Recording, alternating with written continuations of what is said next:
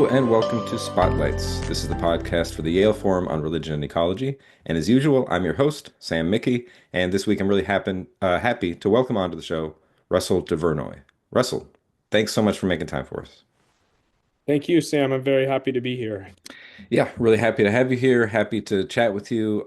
You're Associate Professor of Philosophy at King's University College at Western University in London, Ontario, Canada. And you do a lot of work that is very resonant with some of my favorite stuff going on in philosophy, process philosophies, environmental philosophy, contemporary continental philosophy, and comparative philosophy, which I think is so important, where we think of philosophy in a really global context. And so you deal with things like Taoism, Mahayana Buddhism, indigenous philosophies. So a very capacious approach to philosophy. And so I want to chat with you about your work.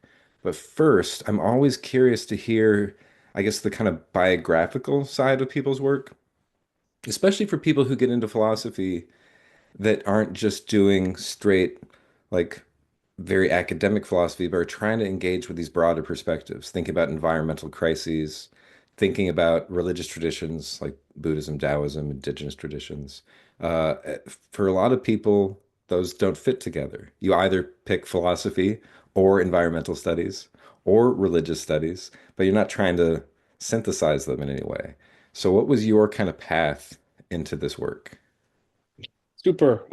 Wonderful question. And whenever I get questions like this, I always struggle to balance the amount of contingency, Sure.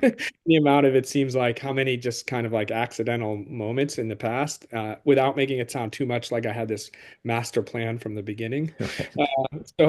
Uh, but I mean, I think one of the most probably relevant things is that I'm a kind of latecomer to academia. So I spent 15 years between doing an undergrad in English and going back to graduate school. And so it wasn't so, and that, I won't try to narrate all of that, but that's partially why when I did go back, I was really interested in thinking about philosophy in a really broad way in relation to what I saw as the kinds of difference it can make and difference in a deep way, right? So, like, why are we in such a mess? What are the kind of conceptual roots? And so that was always partially the motivation when I did, decide to go back to academia and pursue philosophy. It was really like, I want to think more deeply about why we're in such a kind of dysfunctional situation. Mhm. Um, as far but so and during that, so before that, I mean, I sometimes say my like closest to my heart interests are really the arts. Mm. Uh, Poetry, writing, music, painting, creativity in general, Right. which I actually, and so that lens is also, I think, relevant to why to the various kind of intersections I'm working on, um, and then the sort of comparative or uh, currently I've been using this language of transcultural peace. Mhm. Um, and religious practice. I'm particularly interested in contemplative practices, religious practices. So, or sometimes we might use the word spiritual. Depends. Mhm. Depends. They both have their baggage, right? Right. But like I guess in as I start that interest has actually come out of studying philosophy. So as I went back and started pursuing studying philosophy and thinking about what are the conceptual roots, I also started eventually, slowly, to realize that you can have all the conceptual arguments you want, but in order to actually be in a different way, we might say, um, you need to change your practices. And in Right. order to do that, it's not easy, right? And so Right.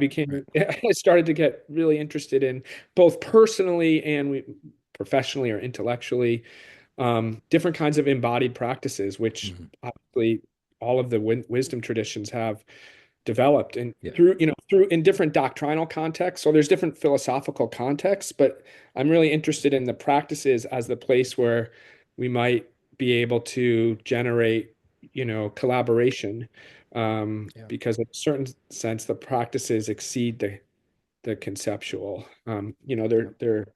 They're structured by the conceptual, and I guess that tension is where, for me, doing philosophy, but also thinking about the difference it makes in an ecological way, and also kind of the spiritual dimension, which is obviously why I'm really interested in the work that the Yale Center does as well, because I think it lines up nicely. Yeah. Anyway, Nice. that's my answer for now. Yeah. That was good. Yeah. I like that. Yeah, it's a tough question because it's like, well, okay, I guess I need to narrate my entire life story Yeah. to really Yeah. put it in the full context. Yeah. To be like, okay, I can kind of bracket some of these things. But yeah, I really appreciate that. And anybody who tunes into this podcast much knows that I really like bringing the philosophical side of things in, and that's a lot of my work is the kind of philosophical foundations of the intersection of religion and ecology. And for me, it's really hard to separate those three things, philosophy, religion, and ecology, because there's such a tight relationship between them. It reminds me of the work of like Pierre Hadot saying philosophy is a way of life, right? And again, using the term spiritual exercises.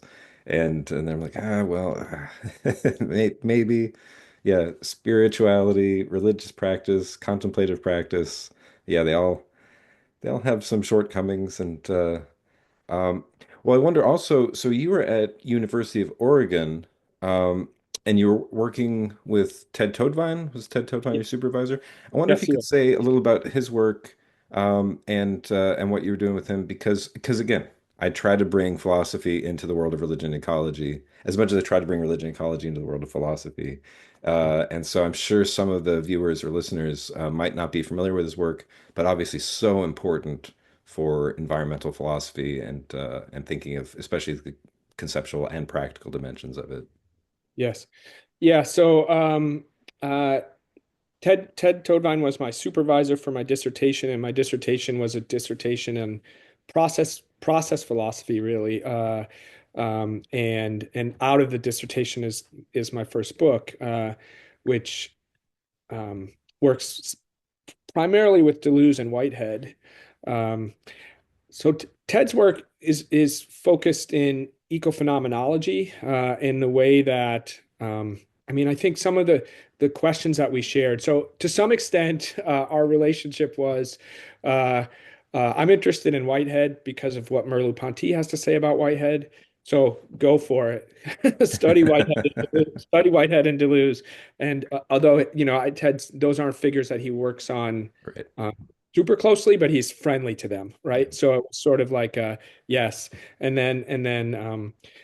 the discussions, I would say that the concept, the place where we shared interests, although our approaches are slightly different, but are in terms of the way in which our a human subjectivity arises out of or within nature, Yeah. right? The process by which that happens, so Merleau-Ponty um, has a especially the later Merleau-Ponty has a kind of what I would call a kind of ontological approach to the relationship of the body, um, nature, and and so we are in a sense always already ecological. We're sort of Yeah. emerging out of these. I think his term is impersonal and anonymous, right? Yeah. And so that would be, I think, the place where I was the most influenced. Uh, and but I was interested in the way that if we take I've started to think that this is a little too schematic, but at that stage, Mm. I was really, really attached to this distinction between a more substance-oriented metaphysics, or a more like subject-object type metaphysics, and a process approach, which Right. grounds everything in processes and events. And sometimes I describe it to people as the difference between a noun-based ontology and a verb-based ontology. Yeah. And so the work was really, to some extent, an experiment in how do you think subjectivity with the process ontology. Because I thought, I'm less committed to this now, but at the time I thought that phenomenology, for all of its merits, was too attached to a kind of substantive subject, right? Mm. That there was still this kind of transcendental ego coming from Kant. Um, and that to some extent, and I think Merleau-Ponty is obviously the least like this, but to some extent, there was still this separation that was presupposed between the subject and the and alterity, the world or nature, or these are all, pretty broad categories. And so I saw at that time, and I'm still okay with this, although I think there's probably more nuance in the phenomenological tradition than I was giving it credit for at the time. But I saw at that time the turn to process to be also a turn away from this separation, right? So we're not starting from separation. We're actually starting from um, a connection, and then we conceptualize things in such a way that leads us to be separated. If that, Right. if, yeah. So anyway, that's I think that's my answer for that for now. But yeah, Yeah, for now. yeah, That's, I think that's always the proper philosophical response to anything. That's my answer for now. Open to rethinking it. Well, and I gotta say, I really appreciate that Ted worked with you despite the fact that you weren't doing exactly what he was doing. Because I remember when I was getting into like shopping around doctoral programs, that sometimes people are like, "No, I'm not doing exactly that, so therefore I'm not interested in taking you on as a student." I'm like, "What? There's overlap. It's not yes, like I'm doing something totally different." So I do appreciate any supervisor who's willing to have you a little outside their total expertise and to encourage that growth and that development. And I also appreciate the overlap between phenomenology, especially like later Merleau-Ponty or the whole eco-phenomenological tradition and process philosophy. And because there's a tremendous amount of overlap.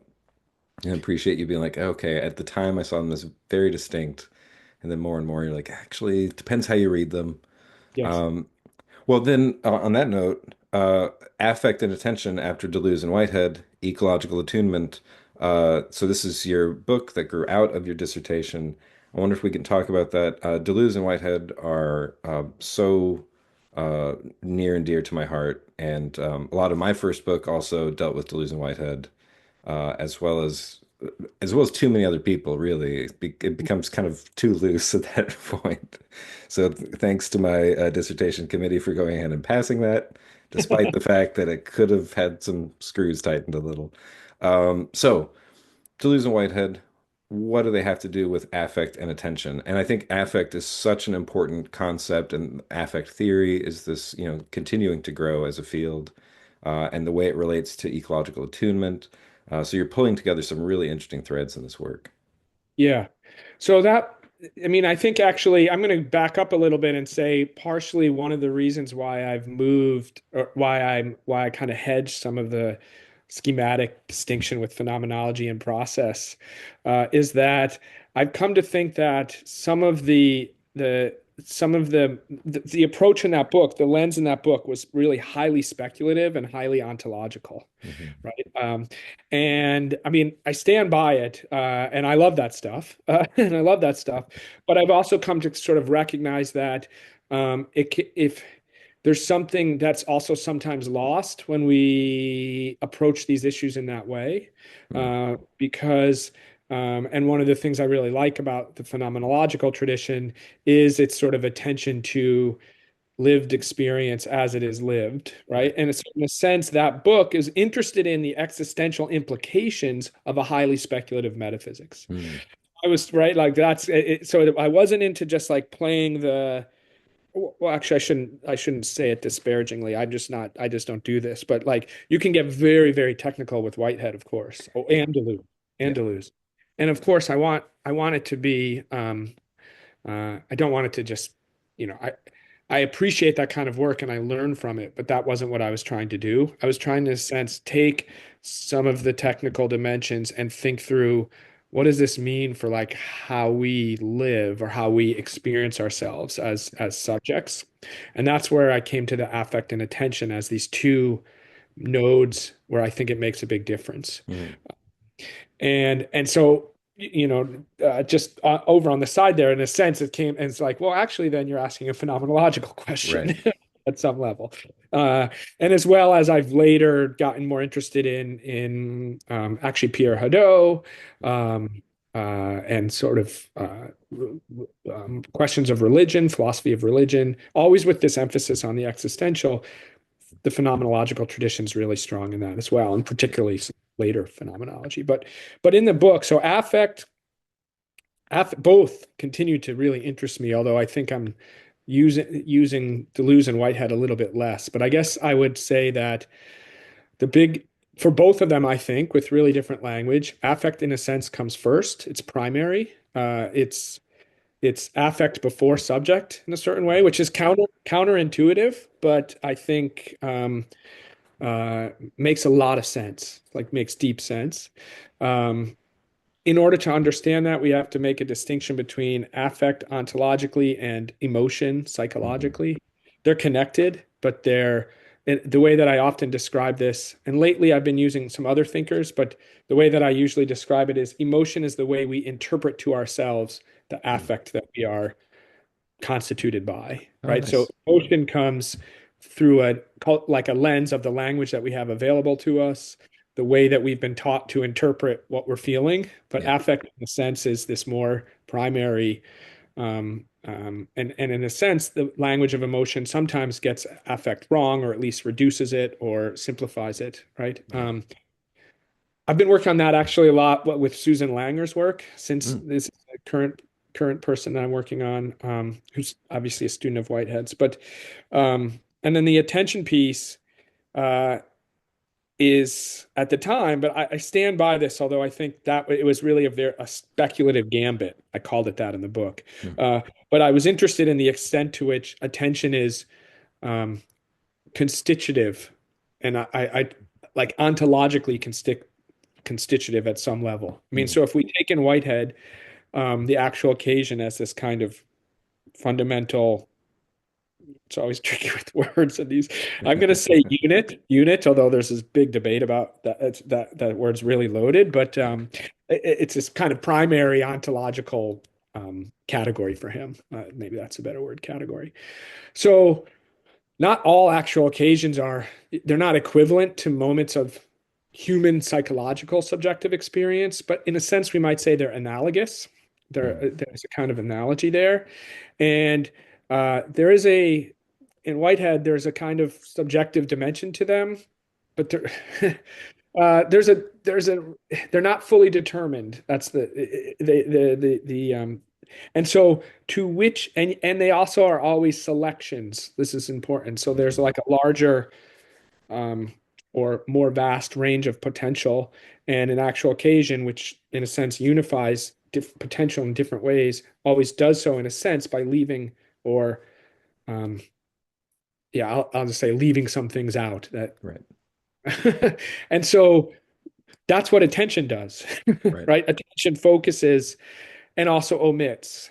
You're right. And lack of attention is, increasingly like there's all these different vectors where these discussions are happening. Like in that, Hmm. that book, it was a pretty narrow audience, I'll say. You have to be kind of into this.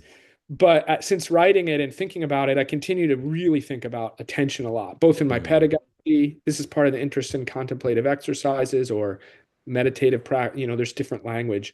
And I used to use contemplative. I'll say that's the neutral one. But now as I've gotten deeper into it, I'm like, oh no, there's a whole, that means certain things, right? Yeah. Like,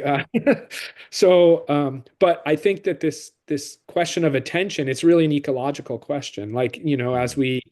our attention is being controlled so often, Right. and to what we give attention is also what gains, right? Right. So how do we learn to think of our attention as ontologically constitutive at some level? For a process thinker, with such an emphasis on creation, like the universe literally creating itself, then we are part of this process. And one of the ways that we're part of it is by how we attend, right? Right. It doesn't mean that we like can just, I mean, that can sound a little hokey if it's like, oh, if I pay attention to this, I make it up. No, no, Right. right? It's not like that, but it is, I think thinking about it in that way brings different ethical dimensions Yeah.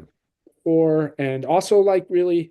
it's very personal, right? And that's, I guess, what I'm interested in. Here's this way that this speculative philosophy shifts how we think about two really personal things, feeling and attention, you know?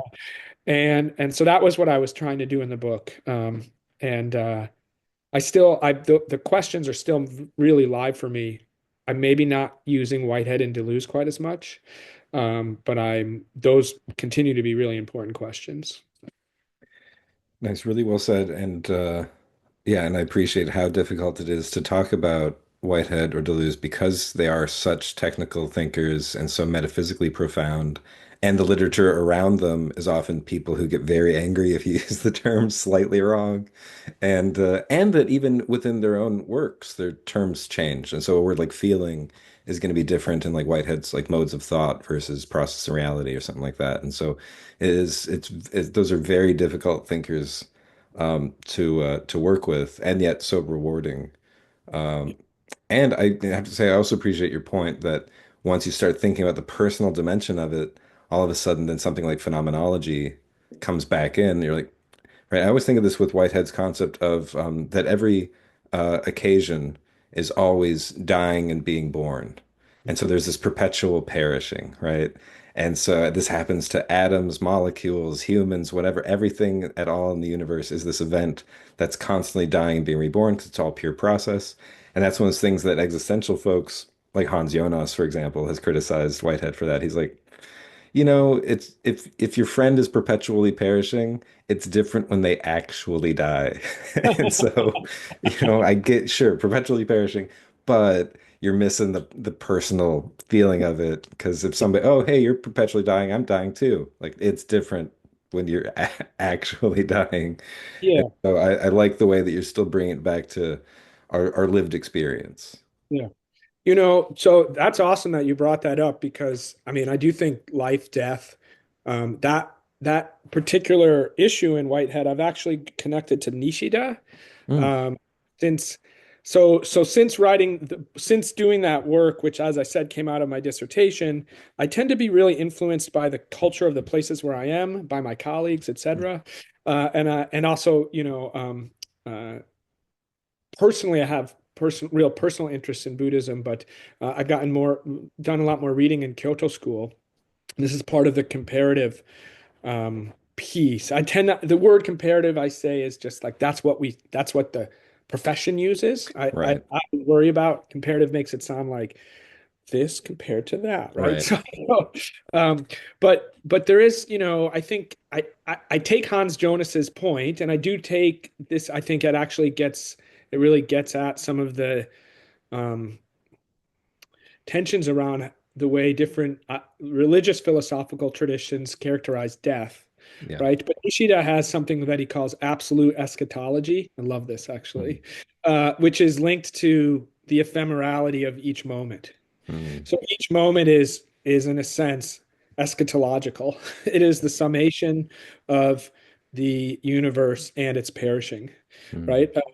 And I mean that's a very Buddhist Yeah. temporality, right? And so and I know people have made, you know, connections between Whitehead and Buddhism with different degrees of detail, of course, and I wouldn't want to collapse them, but to me, that's a place where you say this. I get the thing is different when that final perishing happens with your loved one, for sure. But it changes your attitude around what it is to be alive and what it is to die. And I think that that's an ecological question, Mm, linked also to this question of separation, right? When we're conceiving of ourselves as these separate, fully autonomous entities that then perish, it's hard to think about ourselves as a link in a chain that's ecological, right? right, right. And I do think like how we conceive of death matters for how we I mean there's actually lots of different ways, and I know you've worked on this as well, like eco anxiety and climate anxiety and existentialism, and right, as these, because at some level they're death questions as well. I sometimes joke to my students, like I just don't get it when people are like, "Oh no, we're all gonna die." I'm like, "Yeah, that's not a climate change thing." Like Right. that's not all of a sudden like a new situation. Right.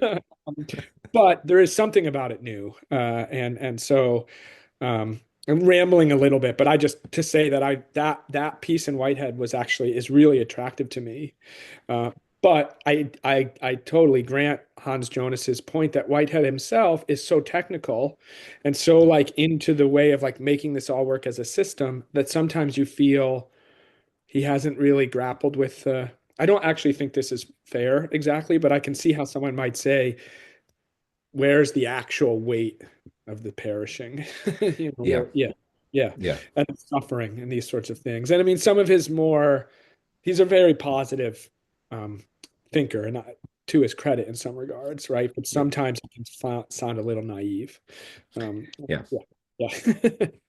No, it's a yeah, really good way to put it. And I appreciate you bringing up the Kyoto School as well. And yeah, Nishida and Nishitani, amazing thinkers. And yeah, it's one of those things where I feel like Zen Buddhism is good at hitting that point of like, well, in a way, we're always already dying or always already dead to a certain extent.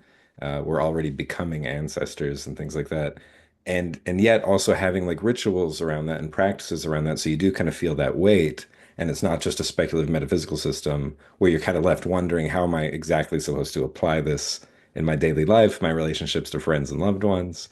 And so that's one where I'm like, Buddha, because Buddhism is rooted in this deep tradition in a way that, the Buddha is not the same as Plato. And, that's a tough one. But again, yeah, this is why comparative is such a terrible word. It's like, well, it's apples and oranges. It's really unfair to weigh them against each other.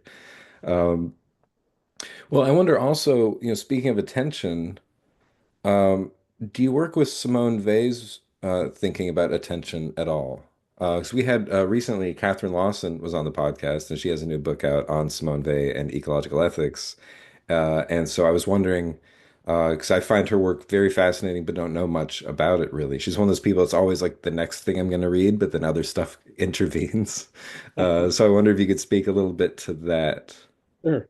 So actually, Kate Lawson is a King's grad, Oh, and okay. she was just at King's for 2 days and came to two of my classes Oh, and nice. was lecturing on Simone Weil and it was wonderful. And I really appreciate the question. So like you, I would say Simone Weil has been on my like reading list more than so I haven't worked with her closely, but I do work with another thinker very influenced by Simone Weil, the Canadian philosopher poet Jan Zwicky. Hmm. And Jan Zwicky, I don't know if you know her work, but A little bit. yeah, so her concept of attention and what she calls ontological attention is very influenced by Weil, but also um, art practice. So I think Hmm. probably earlier I sort of threw that out there and maybe didn't connect it in a way that made sense. But this is um, this notion of the role of creativity and artistic practices in being practices of attention. This is very much Jan Zwicky's work. And she has a kind of ontological reading of this. So I came at I started getting into her work after the work the book, Hmm. but it like really lines up. But her background is more analytic, although um, it's not. I mean, anyway, whatever that means, right? Right. Um, but so that's to say that I mostly read Vey through Jan's Wiki. Um, I done, a little bit of work with Vey, but I do think actually maybe going back to something you were saying earlier about this comparative question. It was funny you brought up Plato too. I'll share. So I teach a class in the spring, so I'm teaching it right now that I call Philosophy of Encounter. And it's a class that is self-consciously trying to put different traditions in dialogue. Hmm. So we stage, I call them stage. We each week we stage encounters where we have a reading from two different traditions. And I've been doing it for 3 years. It's getting better. I mean, I always wanted to do it. It's hard, but it tends to have three main vectors like Western. I scare quote all these things because Right. yeah, Western, Eastern, Indigenous, and we don't always hit all three every class, but I try to. We have voices from those three. Really, that's a very broad brush, but so I think Simone Weil actually we did a little Simone Weil reading on attention. Hmm. She's really very Platonic, Right. right? I mean, and And and I actually, in teaching that class over 3 years, I would say that one of the impacts on me has been to return to Plato more and more, and has been really interesting because I had this, I think, pretty superficial reading of Plato. And when I return to the Platonic texts themselves, man, they are rich. Yeah. They're so rich, and I do think there's so much um, places of potential resonance with different spiritual traditions, right? So Hmm. Plato gets, um, I think, a lot of I mean, around questions of life, death, reincarnation, subjectivity, uh, attention. These Hmm. and yeah, I mean, similarly, I always had this reading, like, or not a reading, a caricature. Simone Weil is like Christian Platonic, right? And Right. since those things were, I mean, I'm increasingly finding much more of interest within those traditions, but they had a certain, they sort of sat in a certain place in my conceptual map. Right. And it wasn't a super active place, I'll just say that. And I've come to say, no, there's actually something really interesting, but I have a question for Simone Weil, which I'll just put there for us because I think it's related to your thought. I do know that Simone Weil was really critical of syncretism, like the Hmm. idea that all religions can be sort of synthesized into one. And yet, Dr. Lawson, your guest, also reads her as a universalist, right? And I know Simone Weil read the Bhagavad Gita and was interested in lots of different religious traditions. So I find that a really interesting tension, and that's partially, like the you can it's not as hard if you're doing really speculative metaphysics. I think like Whitehead and process folks, maybe it just makes sense. But if you're looking more towards the existential and these, right, it's this tension between, no, you have to choose. Hmm. Right, like you have to choose at some level, otherwise it's just, not to open another door, but it's just like a late capitalism consumer menu, like I'll Right. have a little of that, I'll have a little of that, I'll have a Yeah. little of that, right? I can The have everything. buffet. Yeah, Yeah. with no bad things, right? Yeah. Like just stuff. Yeah. And so that's partially something I find really interesting in Simone Weil. That's a like active question for me, both personally and philosophically. How do we hold on to the insight of having to choose without having that choice become this point of, um, you know, division and exclusion and right? Like how can you keep both the convergence or the resonance, that's the word I like these days, while Hmm. also recognizing the differences, respecting them somehow. Yeah. And Yeah. so I think that's when I do start to dig into Simone Weil more closely, that's really the question for me Mm. in her work, because I see attention and contemplative practice as a place that exceeds any doctrinal, right? I mean, Zen, for example, Zen is, and yet it's fully within a tradition. Right. Um, and yet on the cushion, you can be, it doesn't, those are all just words. Right? Yeah. Yeah. Right. Yeah. Yeah. Yeah. Um, and Jan Zwicky, just to close the circle on this, so she has an essay that I teach a lot called "A Ship from Delos," Mm. and it's an essay about, it's pretty dark, undergrads, but it's, I think the first sentence is, I don't have it right here, but the first sentence is, collective humanity is now in the condition of Socrates the morning that the ship from Delos was returning, right? Right. Like catastrophe is, here's the ship, right? Yeah. And then the question of the essay is, what would it mean to live well under these conditions?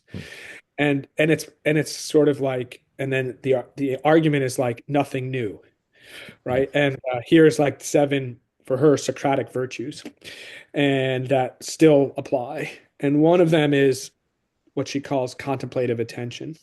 Mm. And in the description of contemplative attention, she says it can align with particular religious commitments, but it need not, Mm. right?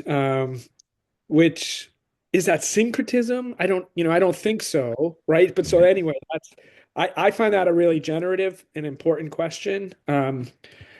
In all these different ways. So that's something that keeps coming up in my work. And I think when I was working more like in more of a like process vein or Deleuzian vein as well, it's not really a worry for Deleuze because there's just emphasis on difference, Right. right? But I do think existentially that can become a kind of cop out, Yeah. right? Yeah. Yeah. Yeah. Anyway, Definitely, yeah, and that's it's a question I get from students. They'll ask me, personally, like, so anyway, you're saying something about Buddhism. It sounds like you really could, but you'll say something about Jesus and Christianity. yeah, So where are you at with this? I'm like, okay, I yeah, don't know exactly what to tell yeah, you because I don't, I'm not like a realized practitioner in all of these traditions. So it's hard to say if somebody working with Advaita Vedanta and Hinduism that's fully realized, if they are seeing the exact same thing as somebody in the Soto Zen tradition who's, and versus a Christian mystic. Is it the same? There's that old saying that it's like there's different paths up the mountain, but once you get to the summit, it's the same view. I'm like, I don't know that it is. Another metaphor I've heard that I like, that I think kind of threads that needle is that it's different views of the same ocean, but from different shores. And so mm, if you're in Hawaii, or if you're in Washington, if you're in Los Angeles, you're seeing the Pacific Ocean, mm, but from very different perspectives. So that way you can kind of recognize the difference and the unity, yeah, but that's still kind of a cop out because it's like, well, yeah, but you have to make a choice where you're living.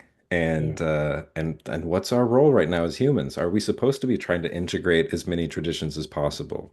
yeah, Especially thinking like, well, if Jesus's whole message was to love everyone regardless of your tradition, then undoing those divisions is kind of our work.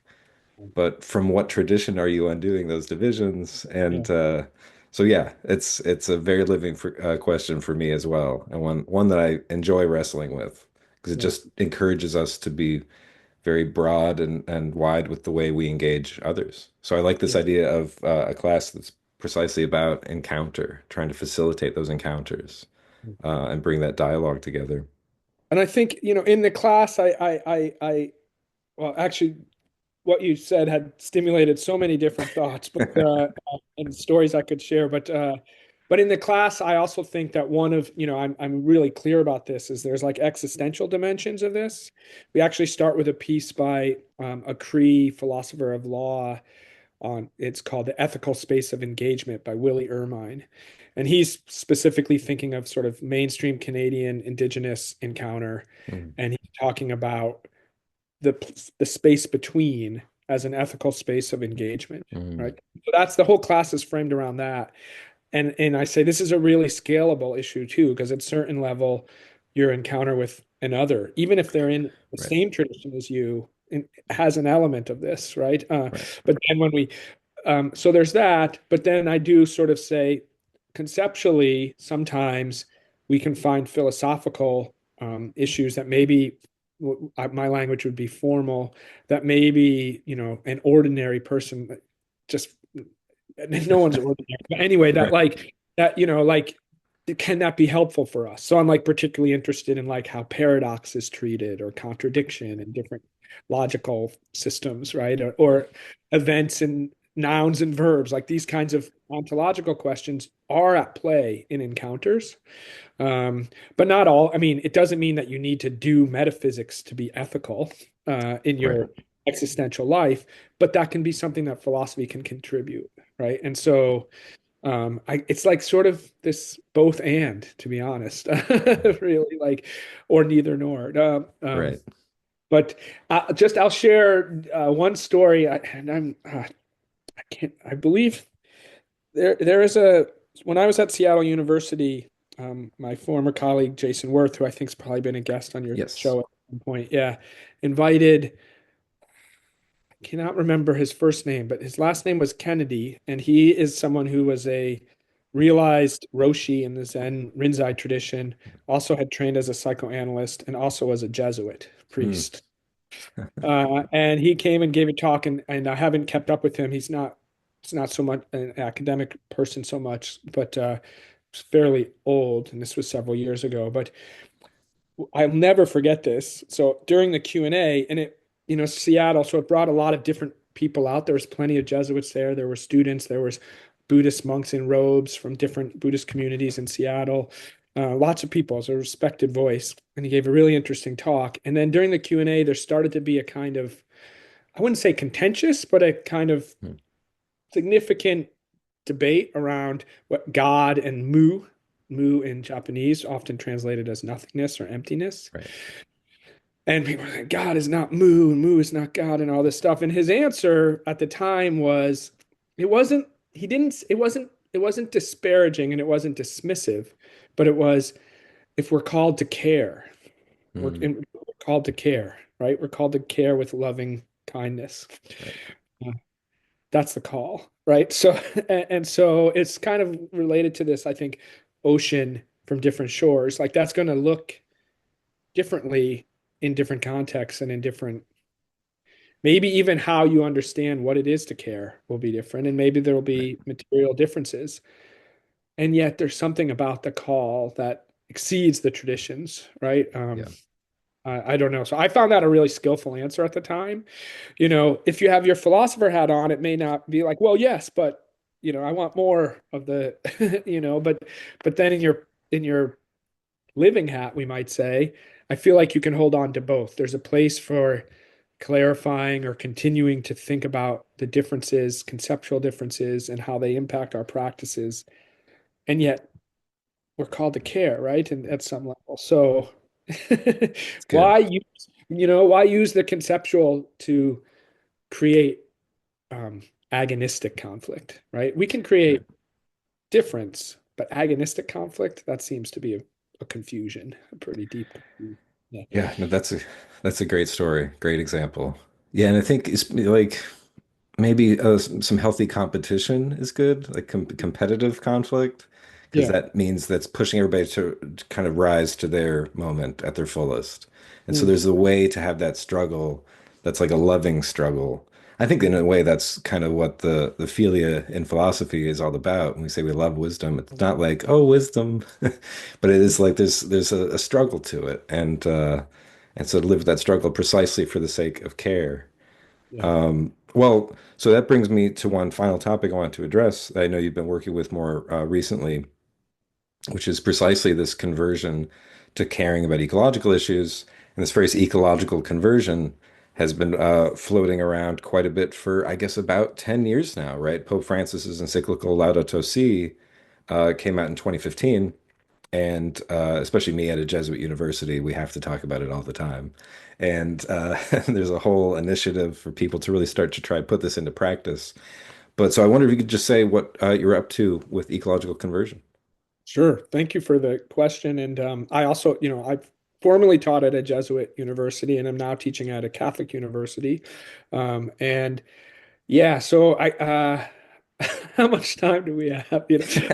Well, 10 Uh, minutes as much yeah, time yeah, as you want, yeah. but So you I know. mean, I'll narrate. So the ecological conversion project, I'll narrate what I'm trying to do with it, which is a sort of a particular angle onto a much broader issue, right? Right. I mean, so I was motivated by Pope Francis's Laudato Si, which I still teach. I think it's a really deep and rich text. But initially, it was also framed in a kind of Deleuzian vein, Mhm. where I said, okay, philosophy is the creation of concepts. What would it mean to create a concept of ecological conversion that's non-denominational, right? Mm. And to some extent, Pope Francis's audience in Laudato Si is our sort of self-identified Christians or practicing Catholics to some extent, although he does say at times all well-meaning people, Right. right? But he's the Pope, right? So I don't self-identify as Christian or practice Catholicism, although my ancestors did, and I don't take that lightly, right? Like that's relevant to my journey. Hmm. Uh, but so that was like the initial thing, okay, and it was a little naive because it was like Deleuze, creation of concepts, fun, ecological conversion. But so then I started, and lately I've been on a meta level, like which I can get bogged down in, but I'm like, what does it mean to be speculative and responsible? Mm. So if you're going to do something speculative, it can't just be fantasy. Yeah. So what does it mean to be responsibly speculative? Well, one thing it means is thinking like conversion didn't just appear in 2015. Right. really old concept. And so that's led me on a journey, really, an intellectual, scholarly journey. It led me to Pierre Hadot's work, who actually a really early article of Pierre Hadot's is just called Conversion. And I would say it's a subterranean theme throughout his work, like Right. philosophy as this moment of conversion. And he sees it as predating Christianity, and yet obviously conversion becomes really critical concept in Christianity. Right. Um, and and I guess what I've taken the way the book is approaching it, the way the project's approaching it, is slightly from a process lens, where I'm saying my argument is there's lots of discourses around what we need to do to be ecological, but I'm interested in looking at the dynamics of conversion, phenomenological dynamics, like conversion as a process rather Right. than what we want to convert to. Right. Which is not to say that it can be completely open. Like we have to have some direction. But if we're too fixated on the outcome, A, we overlook the dynamics of conversion. B, I'm not sure we can really know, given, right? There's this kind Right. of like there's this, yeah, and C, I actually do a lot of work in the book about worrying about conversion. So I started Mm. just ecological conversion, yay. But then the more I was thinking about it and researching it, I was like, okay, conversion is, and also giving talks, actually, I should say that, and getting the kinds of feedback I was getting, and pretty quickly recognized, oh wow, this is a real trigger word for lots of people. Right. With good Definitely. reason. Yeah, Yeah. with real good Yeah. reason, right?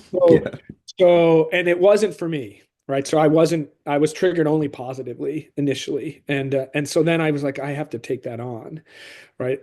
So ecological conversion can't be um, imposition or Right. tool, like you must be ecological, right? Like, and so it's almost like the questions become, what does it mean to rethink conversion in an ecological way?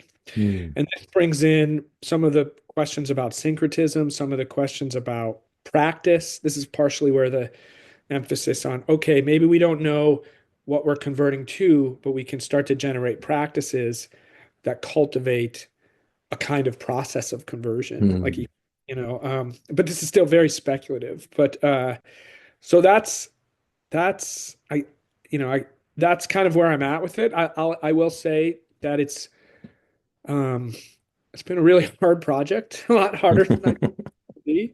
And I've been stuck for long periods, but I put a lot into it already. So I'm going to keep going, I guess. But you know, yeah, I think maybe there's a that generates a question. I'm not sure, but so some of the phenomenological, yeah, that's last piece. So one interesting thing, and I think this is closes our maybe not closes a circle, but resonates with earlier things in some of your work.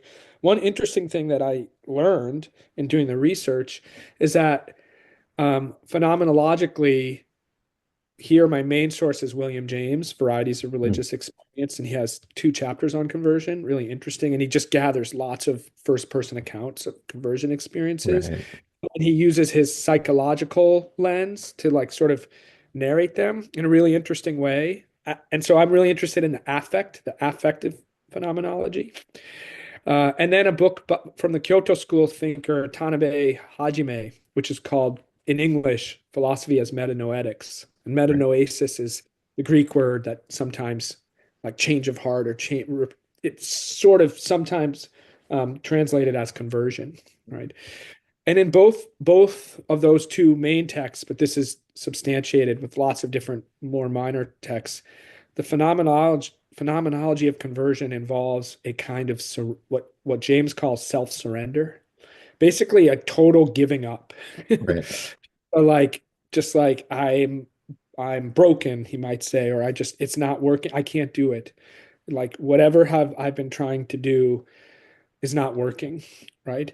And James points out that that is really, really common phenomenology to then a conversion experience.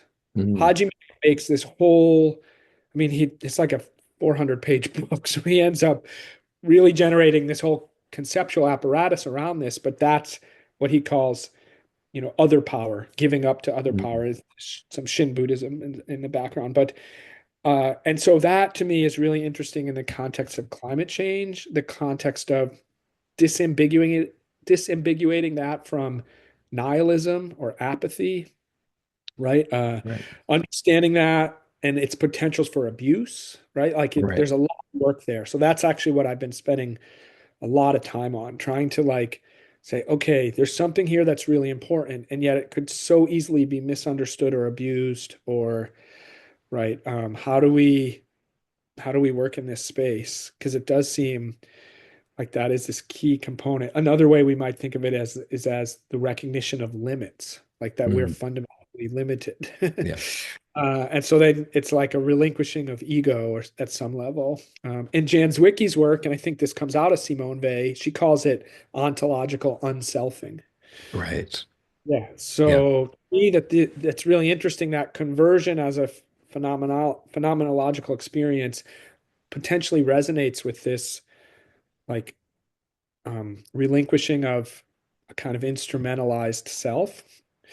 At the Right. very moment when all of your sort of like fight or flight um is being activated. So like it's not intuitive because it's like, no, we have to do Yeah. something. We have to fix it, right? And then there's this moment of like, well, maybe conversion requires letting go of the idea that you can fix this. But no one wants to, so very rich, but it leads in the direction of, I mean, James says this is the fundamental religious question. And then I love James as a writer. And then how does he put it? Help. That's uh, good. yeah, it's really good. Help. Yeah, Yeah. 'cause I've written some things and people like read a chapter or something that I have in a book and they're like, "Are you okay?"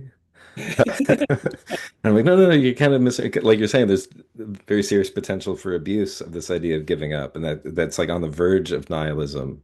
And of course, you have speaking of the Kyoto tradition, people like Nishitani talking about the self-overcoming of nihilism, and it's like the only way out is through, Yes. and and so. Yeah, it's strange, especially when things are so tense, when there is that Yeah. fight or flight response. And that's when you're telling somebody, just sit there, right? And they're like, no, now's the time for action. You're like, no, believe it or not, it's the kind of the Zen saying of instead of saying, don't just sit there, do something, don't just do something, sit there. I like That's the that. hardest thing to do when you're Yeah. freaking out because the world is just collapsing around you. Yeah. So that's great. Do you think a book might be coming out of some of this? Hopefully. I mean, Cool. that is the plan. I am, I guess, traditional slash old fashioned in that I love books. Yeah. And that is how I kind of conceive as of the work. Um, it's not anytime soon. We'll put it that way. Like it's Right. not like in the pipes or something, but that Right. is the goal. And there's certainly enough material. Like there's Yeah. actually too much. Partially, it's been like, whoa. So this whole Yeah. like, that's not. This will be fun. You're like, whoa, there's kind of a lot there. But I Yeah. mean, that's and it's, I think part the reason why is because it's real and it's connecting to all these other people. Like there's just a lot, it's important. Not that like my book's important, but I mean, it's a really important question, right? So, and I like that what you just said because I mean, I wrestle with this personally, but also pedagogically. I mean, I do what I usually ends up saying to students is it's not that we can be quietists, but we're more likely to do action that's skillful and helpful if we're right, So it's not like just sit there while the world burns. Exactly, but rushing into the fire in a kind of panic way is also not ultimately going to be that helpful either. So yeah. And that I like to use the Jesuit word discernment. I mean, that Right. requires a kind of discernment and it's going to be different for each of us. Right. So, I mean, the other, I think, tension in the ecological conversion book that I'm interested in is what we've been talking about throughout. It's like we tend not to just, we tend not, I mean, conversion experiences tend not to arise empirically to a kind of pluralistic attitude. Hmm. Right? Conversion tends to be like, I have seen the light. This is the truth, and I'm converting. Right. Right. So, structure, like what structurally or like in ecological conversion, I think requires rethinking, right? It's not just like, oh, choose like, oh, I'm going to convert to this today, right? Right. It's not that. But on the other hand, how can we think the depth of this kind of reorientation while also remaining open to the fact that that depth might be approached in different ways, Yeah. right? So I think this discernment question is quite good for this. Like my action and your action may not be exactly the same, but they may be merited in both, like I have to discern for myself how to act, and you have to discern for yourself. And maybe then we have to discern how to act together Right. without saying, you must do it my way. Right. Yeah. Yeah. Beautifully said. And really that, yeah, that sums up a lot of what I've been trying to do in my work and a lot of what the whole Yale Forum on Religion and Ecology is about too. And so yeah, really, really beautifully said. And going back to that Buddhist slash Jesuit slash psychoanalyst, it's like, well, we're called to care. And so find your way into that and find your way into that with others. And then we'll solve all the world's problems. Well, geez, Russell, I could keep you for a few more hours, but but I think that's rude of me, and so I won't. But we got to do this again because it's just such a joy talking with you about this stuff. Um, Absolutely. I really enjoyed it. So thank you so much for the invitation. And thank you for the work as well. Like this is a really valuable forum that you've created and are facilitating. So thank you. Yeah. Yeah. Oh, geez. Yeah. And it's my pleasure. It's one of the delights I have having this podcast is I get to just have an excuse to chat with amazing people doing amazing things. And always an extra special treat when it's somebody who has a background in philosophy, since that is really my home base with a lot of this work. And so, yeah, just a joy. So, here's how I tend to like to end the episodes lately, is to ask the guest to give one word, and that will end the episode. And I know that's one, it's mean to put people on the spot like that. And two, one word is very restrictive. So it could be a phrase as well. One word or one phrase. And then we'll use that to close out our episode. Oh boy. Okay, you might have to edit some dead air. One, two. Occasionally, this is a spot I edit because people need to go into a kind of meditative state for a minute to let the word or the phrase come. And it can be a long phrase. Occasionally, it's basically a run-on sentence. Uh, but I like to give you the last word. Okay.